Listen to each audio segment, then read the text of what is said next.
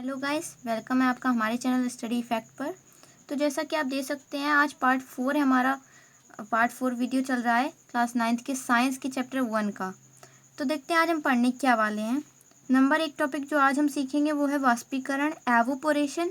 और नंबर दूसरा टॉपिक जो हम सीखेंगे वो है वाष्पीकरण को प्रभावित करने वाले कारक, मीन्स फैक्टर अफेक्टिंग एवोपोरेशन।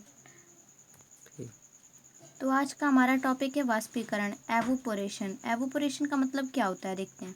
पहले हम इसकी थ्योरी को हम डीपली समझेंगे।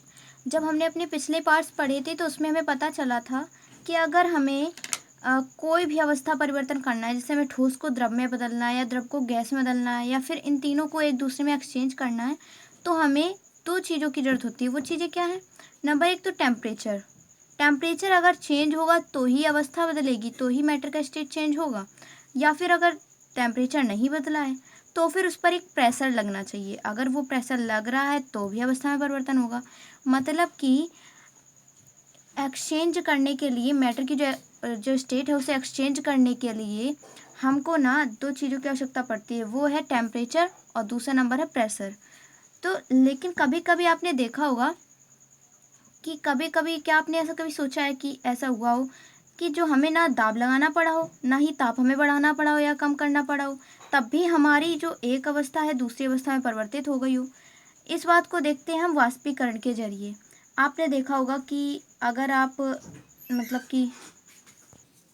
कि क्या ऐसा हो सकता है कि हमने ना ही टेम्परेचर चेंज किया और ना ही हमने प्रेशर लगाया उस पर, तब भी जो मैटर की स्टेट थी वो एक से दूसरे में कन्वर्ट हो गई हो? तो इस बात को हम सीखेंगे वाष्पीकरण के ज़रिए। तो वाष्पीकरण की डेफिनेशन जब बनाएंगे तो क्या बनेगी? वाष्पीकरण होता क्या है कि कोई द्रव है, कोई मान के चलते हैं जल है, तो जब जल 100 डिग्री सेल्सियस जो कि उसका क्वथनांक है उस पर जाए बिना ही अगर वो वाष्प बन जाए, हमें पता है जल जो है वो 100 डिग्री सेल्सियस पे ही जो होता है वाष्प बनता है, लेकिन अगर वो 100 डिग्री से नीचे ही वो वाष्प बन जाए, क्या ऐसा संभव है? हाँ, संभव है। आपने देखा होगा कि आपकी जो चाय है वो ठंडी हो जाती है अगर आप उसे पीते हैं। पीने से पहले जो गर्म चाय होती है वो नॉर्मल टेम्परेचर पर ही ठंडी होने लगती है। क्यों? वाष्पीकरण के कारण। तो हमारी जो डेफिनेशन बनी वो ये है कि द्रव का उसके क्वथनांक से कम तापमान पर गैस या फिर आप कहें वाष्प में परिवर्तित होने की क्रिया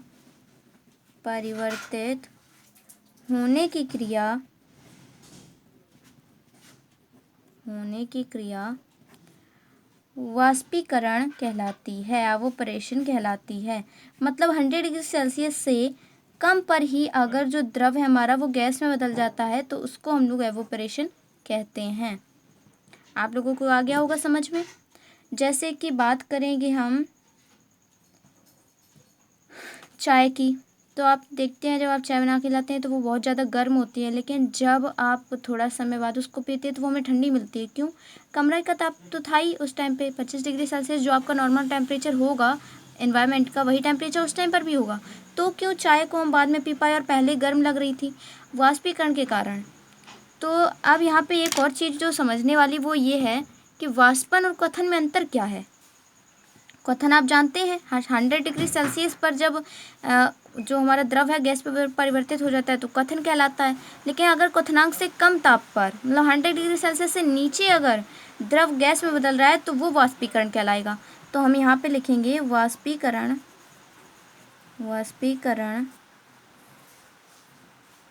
और क्वथन में तो देखते हैं पहला हमारा क्या आएगा अंतर।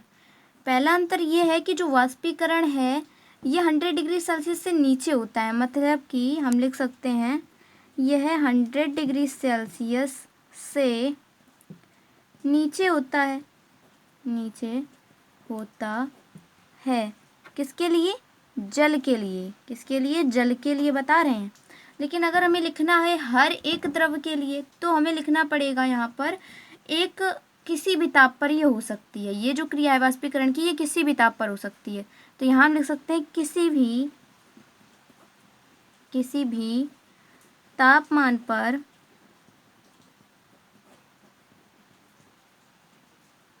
यह क्रिया हो सकती है। अब बात करेंगे क्वथन की, तो जल के लिए आप जानते हैं ये 100 डिग्री सेल्सियस पर ही होगा। क्वथन जो होगा 100 डिग्री सेल्सियस पर ही होगा। और किसके लिए होगा, जल के लिए। लेकिन अगर हम बात करें प्रत्येक द्रव से वाष्प बदलने के लिए, तो हम कहेंगे यह एक निश्चित तापमान पर होता है, निश्चित तापमान पर होता है।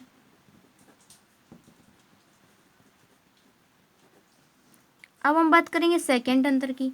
तो आपने यहाँ पर देखा कि जो वाष्पीकरण की दर है, मतलब कि जब आपने अपनी चाय को रखा ठंडा होने के लिए तो आपने देखा टाइम लग रहा था, लेकिन जब आप पानी गर्म करने गए तो जैसे ही 100 डिग्री सेल्सियस हुआ पूरा पानी वाष्प में अपने आप परिवर्तित हो गया। मतलब यह एक मंद प्रक्रिया, ये धीमे धीमे होती है, यह एक मंद प्रक्रिया है। और यह एक तीव्र प्रक्रिया है, यह एक तीव्र प्रक्रिया है।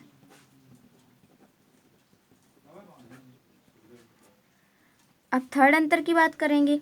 आपने देखा होगा कि जो वाष्पीकरण है, अभी मैं आपको आगे पढ़ाऊंगी, ये कुछ कारकों पर निर्भर करेगा। मतलब अगर कुछ आप काम कर दें अलग से तो वाष्पीकरण को कम या ज़्यादा किया जा सकता है, लेकिन क्वथन में कोई भी परिवर्तन नहीं किया जा सकता। यह 100 डिग्री सेल्सियस या फिर एक निश्चित टेम्परेचर पर ही अपनी अवस्था परिवर्तित करेगा। तो हम लिखेंगे यह कुछ कारकों पर निर्भर करता है। और इसके लिए हम कहेंगे कि यह किसी भी कारक पर निर्भर नहीं करता है, किसी भी कारक पर निर्भर नहीं करता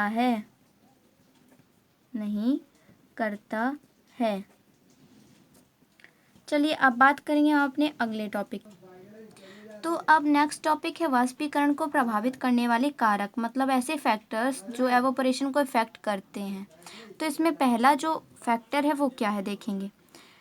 वाष्पीकरण है तो मैंने भी आपको बताया कि ऐसे कुछ हम काम कर दें जिससे वाष्पीकरण को हम कम या ज़्यादा कर सकें। तो ये काम कौन से हैं? तो नंबर काम है एक कि अगर हम तापमान को बढ़ा दें, मतलब तापमान बढ़ने पर वाष्पीकरण की दर बढ़ती है। तापमान बढ़ने पर वाष्पीकरण की दर बढ़ जाती है। ऐसा क्यों होता है? क्योंकि देखिए, जब हम टेम्परेचर को बढ़ाएंगे तो वाष्पीकरण अपने आप बढ़ेगा, ये एक नॉर्मल सी बात है। जब टेम्परेचर बढ़ता है तो जो पदार्थ के कण होते हैं वो गति करने लगते हैं, और जब ये गति करेंगे तो ये दूर दूर भागेंगे, इनके बीच में गैप होगा, मतलब कि वाष्पीकरण की दर बढ़ेगी, मतलब ये गैस में जल्दी परिवर्तित होंगे। आपको बता दूं, जैसे आपने चाय ली, एग्जाम्पल में हम लेंगे चाय की केतली। जब चाय की केतली में हमने चाय पी रहे हैं तो वो चाय कैसी थी, गर्म थी। गर्म की वजह से उसमें जो भाप निकली वो ज़्यादा निकली। जब वो ठंडी हो जाएगी आप देखना भाप महसूस करके वो थोड़ी कम निकलेगी। चलिए एक और एग्जाम्पल मैं आपको देती हूँ। जब सूर्य हमारा रोशनी ज़्यादा दे रहा होता है, मतलब बहुत ज़्यादा गर्मी पड़ रही होती है, तो क्या होता है, तो फिर गर्मी ज़्यादा पड़ती है, हमारे कपड़े जो हैं जल्दी सूखते हैं। जो कपड़े जल्दी सूखने का क्या मतलब है कि वाष्पीकरण की दर बढ़ गई है। अब दूसरे टॉपिक की बात करेंगे। दूसरा ऐसा क्या टॉपिक है जिसके कारण वाष्पीकरण बढ़ता है? तो अगर हम जिस चीज़ का वाष्पीकरण हमें करना है उसकी सतह का क्षेत्रफल बढ़ा दें, सतह का क्षेत्रफल बढ़ाने पर वाष्पीकरण एवोपरेशन जो है बढ़ जाती है।